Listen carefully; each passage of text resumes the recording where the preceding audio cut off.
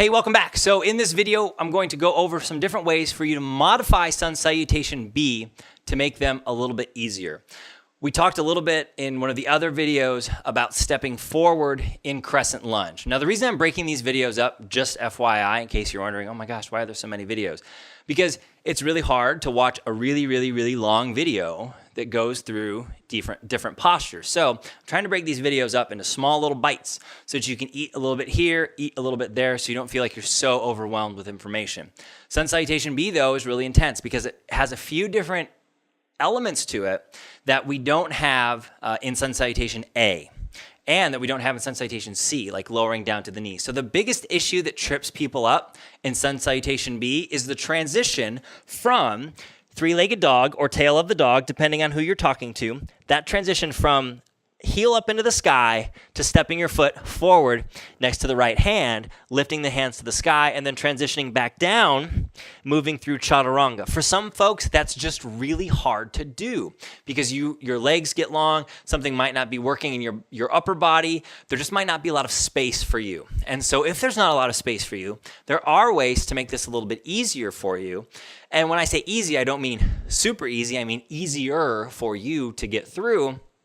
So that way, you will feel like you're still doing something and you won't feel quite as lost. Here's the thing though, these modifications I'm going to show you, they are a little clunky when it comes to the breath. So if you're not modifying, inhale, arms overhead, exhale, fold, inhale, half lift, exhale, step back, chaturanga, inhale, up dog, exhale, press back, inhale, leg up overhead, exhale, step forward. Those are they flow a lot easier. When we're using the blocks to modify, which is what I'm going to show you in this video, it makes it a little bit more challenging for you to stick with the breath. So what I want you to try to do is I'm going to be cueing the breath just so you have an idea of where we're going, but I don't want you to get caught up on, oh my gosh, I have to stick with this breath. I have to stick with the inhale and the exhale and all that, because you don't. That's the thing. If you happen to lose breath or run out of it, what I want you to do is try to focus on moving through things and making that more important than necessarily just sticking with the breath, okay? Does that make sense? Because I really want you to get a sense of this, because this does make it a little bit easier. So again, like I suggested in the what you need videos, sturdy blocks are really suggested here. Because if you have really cushy blocks, this is going to either put some undue pressure on your wrists, or there's the potential that the blocks could fail. And I don't want the blocks to fail you. So this is my warning to you. Make sure that your blocks are very sturdy, meaning you should be able to stand on these without compressing them.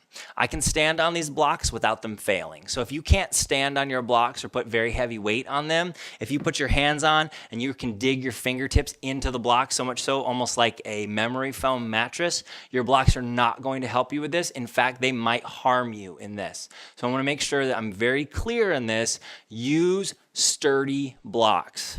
Was I clear enough on that? I hope I was. So what you'll do to modify this, there are a few different options. My favorite way to modify this is to have the blocks laying down lengthwise so that you've got the narrow edge on top and they're standing up. This one's about 6 inches tall. And you place your feet in between the blocks. It's my favorite way to do this modification.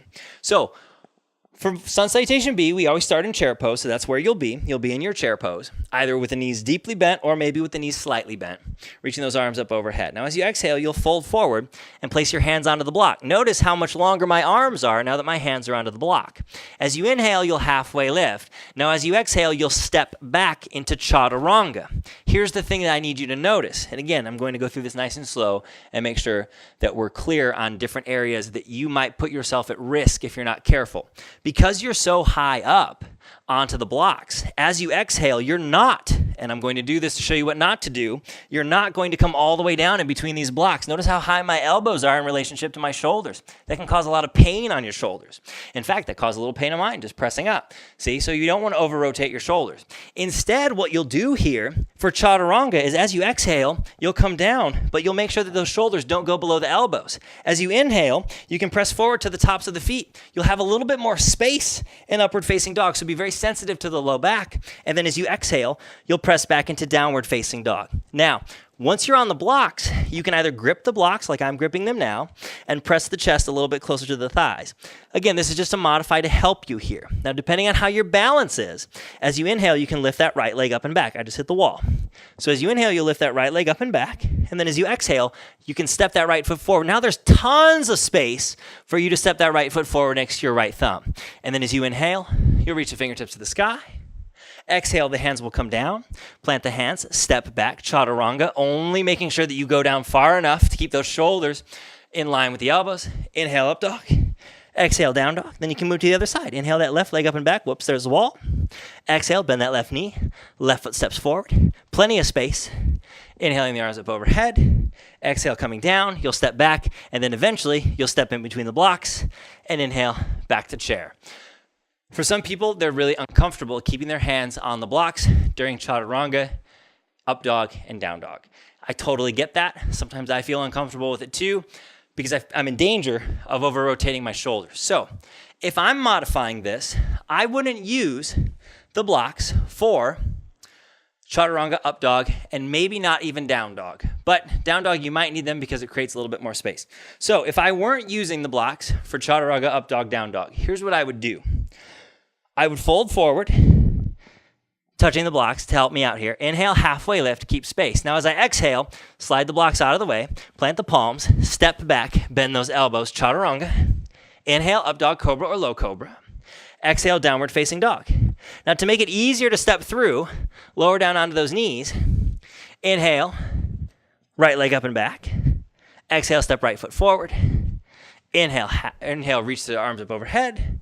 Exhale, hands down, slide those blocks out of the way. You could step back, lower to the knees, slide the blocks out of the way, and then come back, do your chaturanga.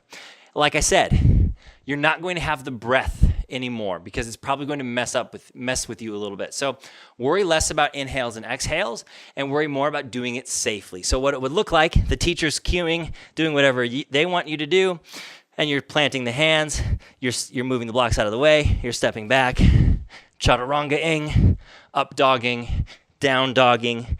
When it comes time, inhale that right leg up and back. You could even keep the hands on the floor here. If you feel really stable and really strong, oopsie, I fell over, so I probably wouldn't do that. Keeping the feet on the floor, grab a hold of the blocks. Inhale that right leg up and back.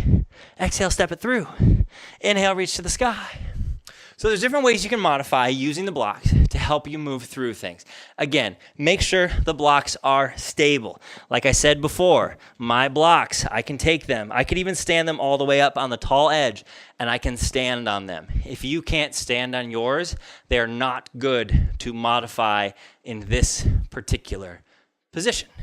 If you have any questions, please let me know. Thank you so much for watching.